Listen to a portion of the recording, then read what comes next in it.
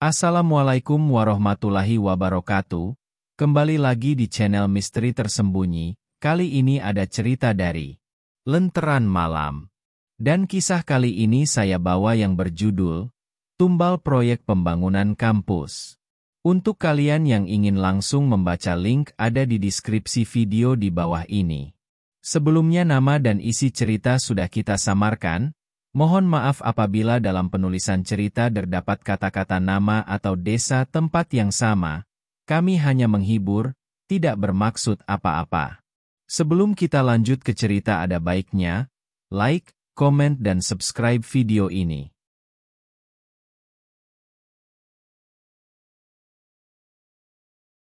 Kejadian ini terjadi di tahun 2013 ketika Raffi kuliah di salah satu universitas tempatnya kuliah. Tepatnya di kota. Ia masuk di Fakultas Teknik yang berada di kampus C yang mana letaknya dekat dengan masjid. Saat itu di kota Bandung sedang terjadi bencana kebanjiran.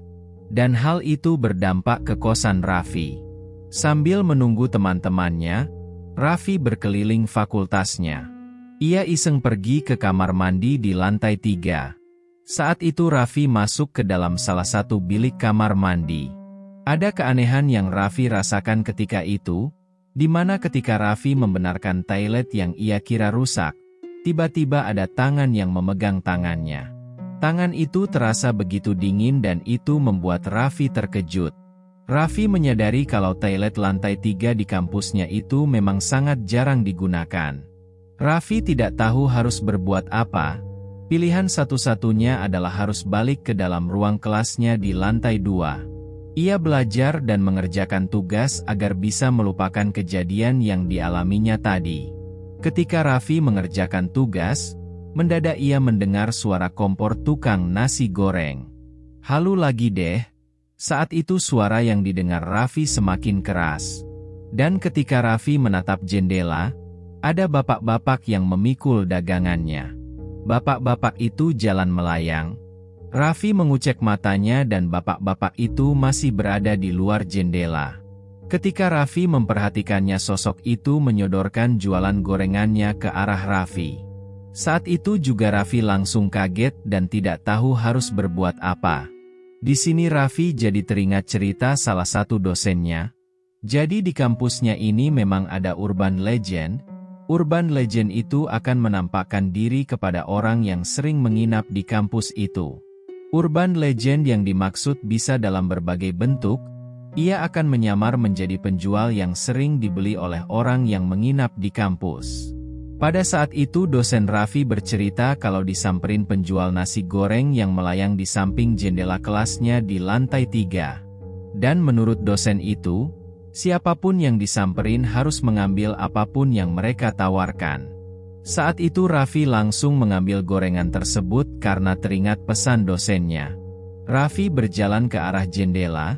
Di sana ia benar-benar melihat sosok penjual gorengan itu yang ternyata hanya separuh badan. Hanya ada setengah badan bagian atas. Raffi mengambil bungkusan gorengan itu yang ternyata masih hangat dan tidak basah sama sekali padahal lagi dalam kondisi hujan. Raffi masih melihat dengan jelas sosok itu. Setelah diambil sosok penjual gorengan itu pergi lalu menghilang. Raffi masih syok dengan apa yang terjadi. Ia meletakkan gorengannya di atas meja. Ia melihat bungkus gorengan itu adalah kertas ujian fakultasnya di tahun 1993, tepat di mana fakultasnya berdiri. Saat itu suasana malam hari, Raffi menyetel murotal di laptopnya karena ia gak mau didatangin urban legend itu lagi. Raffi akhirnya tidur di ruangan tersebut sampai pagi. Saat Raffi terbangun ia melihat gorengan semalam yang tiba-tiba berubah menjadi sepatu. "Hah, kok bisa jadi sepatu?" Raffi bertanya-tanya sembari kebingungan. Akhirnya Raffi memutuskan untuk pergi ke masjid, dan setelah selesai sholat Raffi langsung ke lab. Hari itu Raffi memutuskan untuk pulang ke Jakarta.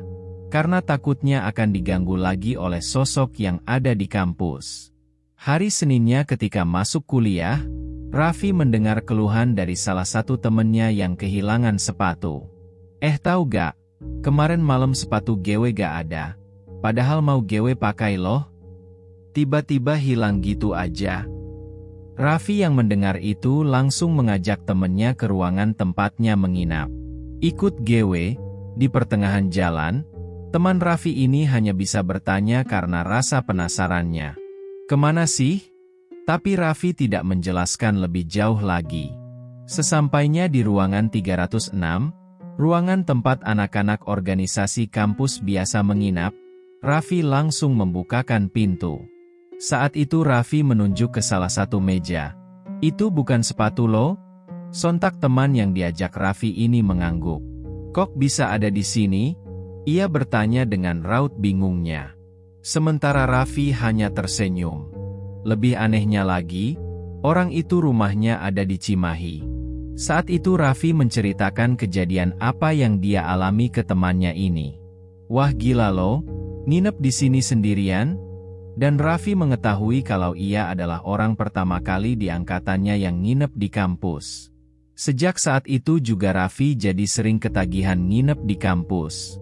Raffi nginep di kampus, sampai ia menjadi asisten pembimbing di semester 6. Saat itu Raffi mempunyai kakak tingkat yang mana sering dijuluki, anak getih anget, yang artinya dia disukai makhluk gaib.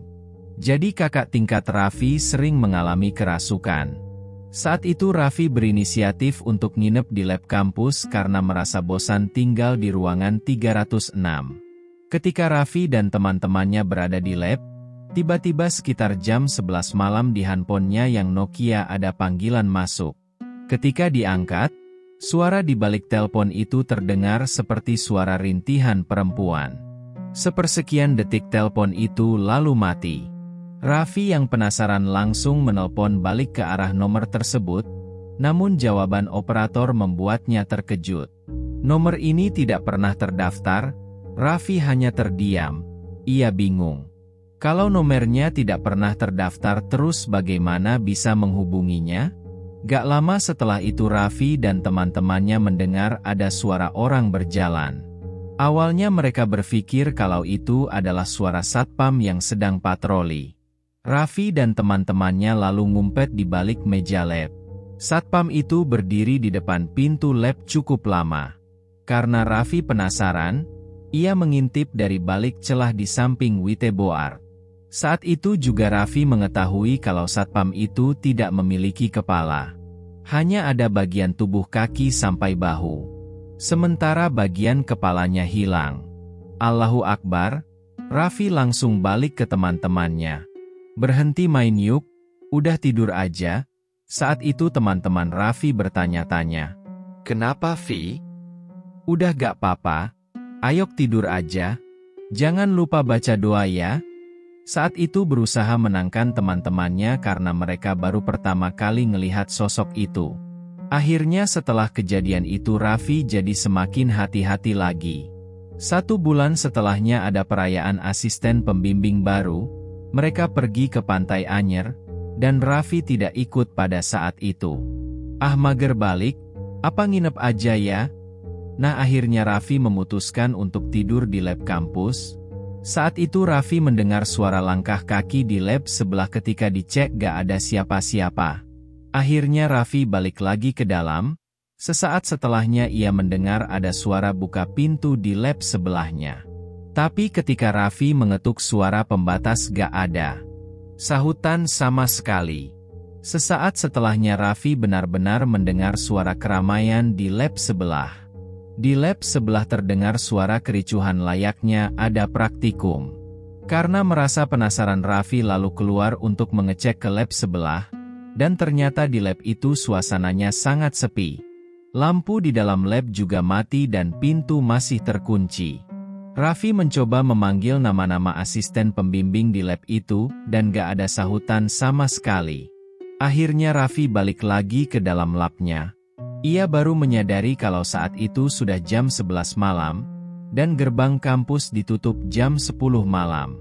Ketika Raffi balik ke dalam lab, tiba-tiba terdengar suara riuh lagi. Saat itu Raffi baru menyadari kalau yang didengarnya ini memanglah bukan manusia. Gak habis pikir, Raffi lalu menyetel murotal, dan ia juga ngaji. Pada saat Raffi mengaji, terdengar suara satu di antara mereka yang membenarkan bacaan ngajinya. Raffi yang sudah terlanjur ketakutan, ia mencoba bodoh amat dan akhirnya ketiduran sampai pagi. Setelah kejadian itu Raffi dan teman-teman labnya dipindah ke gedung B, di mana letak gedung B ini lumayan jauh dari gedung C. Saat itu ketika waktu maghrib Raffi menginstal lab di gedung B, sementara 3 orang temannya masih mengambil PC di gedung C. Ketika Raffi lagi menginstal tiba-tiba terdengar suara ketikan komputer. Saat itu Raffi berpikir ada temannya yang ikut menginstal, sampai akhirnya Raffi menyadari sesuatu. Kan mereka bertiga lagi ambil alat-alat di gedung C, dan setelahnya terdengar suara senandung di dalam lab tersebut. Saat itu Raffi melihat ke arah sumber suara, dan betapa terkejutnya ia melihat sosok perempuan berambut panjang dengan wajah menunduk di depan komputer. Sosok itu hampir aja melihat ke arah Raffi dan Raffi langsung aja membuang muka sambil membaca doa. Tepat setelah itu teman-temannya datang. Mereka segera membereskan peralatan itu agar bisa dibuat praktikum di keesokan harinya. Setelah beres mereka lalu keluar gedung. Gedung B itu bentuknya seperti huruf H, dan di sana ada jembatan yang langsung menghubungkan ke gedung A. Menurut informasi, gedung A dan B itu dibangunnya paling akhir. Dan di gedung itu juga ada urban legendnya. Nah, urban legend ini mengatakan kalau di masa pembangunan ada tumbal proyeknya. Raffi gak tahu itu terjadi karena kecelakaan kerja atau emang kesengajaan. Saat itu Raffi melihat ada 18 orang pakai seragam kampus duduk melingkar sedangkan di tengah-tengah ada satu sosok cewek yang berdiri.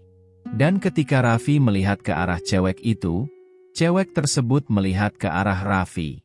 Raffi juga menyadari kalau sosok itu adalah sosok yang sama yang dilihatnya di dalam lab gedung B, dan sosok itu juga mirip dengan kakak kelas Raffi yang dijuluki sebagai anak getih anget.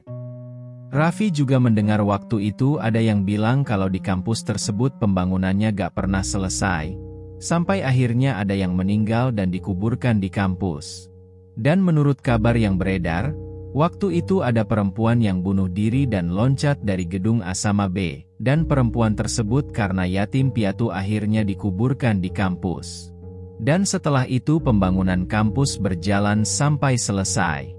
Oke teman-teman, terima kasih telah mendengarkan cerita ini. Jika kalian suka dengan cerita pada video kali ini, silakan tulis di kolom komentar di bawah ini, dan apa yang sudah saya bagikan kali ini dapat menghibur teman-teman semua. Baiklah, bagi teman-teman yang baru bergabung jangan lupa like, komen, dan jangan lupa bagikan video ini. Nantikan cerita selanjutnya di channel Misteri Tersembunyi. Terima kasih, sampai jumpa di cerita selanjutnya.